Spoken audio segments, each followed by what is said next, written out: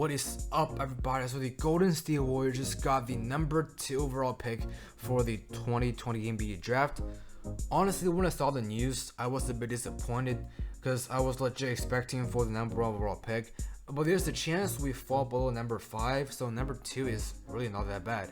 And before we get into the draft orders, let's talk about the percentage for each team to get a number 1 overall pick, because that's the most valuable and also the one that people cares about the most.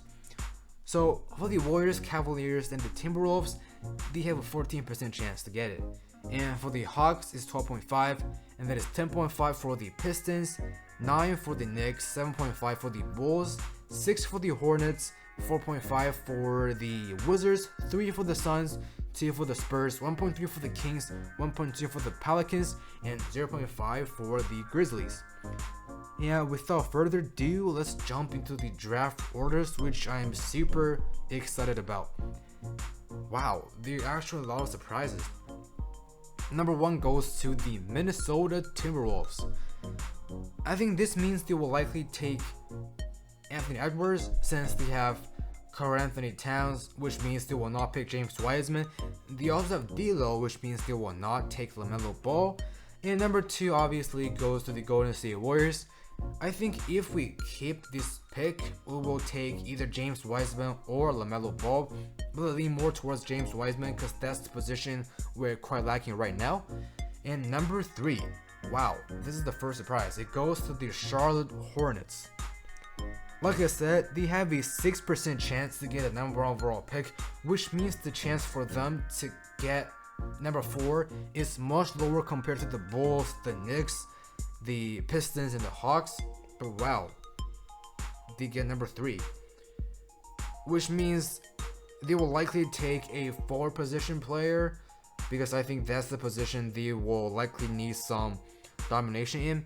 And I can see a lot of potential for this young team, and hopefully they can get the right person. And number 4 goes to the Bulls. Number 5, second surprise, goes to the Cleveland Cavaliers. Like I said, the Cavs, the Warriors, and the Wolves, they all have a 14% chance to get number 1. And the Wolves get number 1, the Warriors get number 2. I was expecting the Cavs to at least get number 3, but wow, they get number 5. Hopefully they will take a small forward, because they have Colin Sexton at point guard, Darius Garland at shooting guard, and for centers they have Tristan Thompson and Kevin Love. So most likely they will take a, I would say, small forward, because maybe that's the position they want some domination in. And for number 6, it goes to the Hawks. Number 7 goes to the Pistons. Number 8, the third surprise, is actually the New York Knicks. I feel really bad for the Knicks fans, because the luck this year's for the draft is quite tough. Last year they got number 3, I believe, and I was actually hoping they can get like a top 5 so they can pick up a solid point guard to pair up with RJ Barrett, but now it looks like they will have to find a different route. And for number 9 goes to the Wizards, number 10 goes to the Suns, number 11 goes to the Spurs, number 12 goes to the Kings, number 13 goes to the Pelicans, and number 14 goes to the Grizzlies, which means that pick will get transferred to the Boston Celtics. Wow. I think honestly for the Golden State Warriors, we have a lot of potential. Let's say we keep the pick and we get James Wiseman. The lineup is going to be so dominating because Steph Curry will be healthy, Klay will be healthy, with Draymond Green and Andrew Wiggins and James Wiseman. That's a really solid lineup, I believe.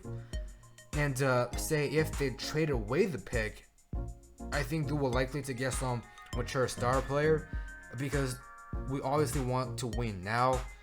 That means we will likely willing to pay the prices that it takes, and hopefully we can actually pick a solid player, because I was really hoping that the Warriors can make a blockbuster move to make our title run next year easier. And let's talk about the other teams real quick. The Cavaliers. If they keep this pick, I think it's actually a worse decision than trading away. Like, what if they package Kevin Love with the pick to get a solid small forward? I think that's much more viable, because don't forget they also have DeAndre Drummond, which they got this year before the trading deadline. And then for the Knicks, it's kind of tough because obviously at number 8, LaMelo Ball will get taken away. Same for the number 1 overall pick candidates, Anthony Edwards. So maybe they can pick up dudes like Killian Hayes or somebody else. And also, guys, they're less than 2 months away when the NBA draft starts, which I believe is October 16th. And I will get a lottery draft pick mock draft before that time, so we can talk more about the situation for each team. And then tomorrow or somewhere in the future, we'll send out a more deeper analysis video on what the Warriors should do with the pick, because this is such a breaking news. I just want this to get out to you guys to make sure you all are aware of the situation. So yeah, this is the video, you guys. If you enjoyed it, don't forget to leave a like, subscribe, and follow me on social media, and also turn on the notification bell so you'll be the first one to see more breaking news like this in the future, since the offseason is really close and I'm sure there'll be a lot of blockbuster trade happening, so make sure y'all stay tuned for that. And yeah, see y'all in the next episode, and peace out.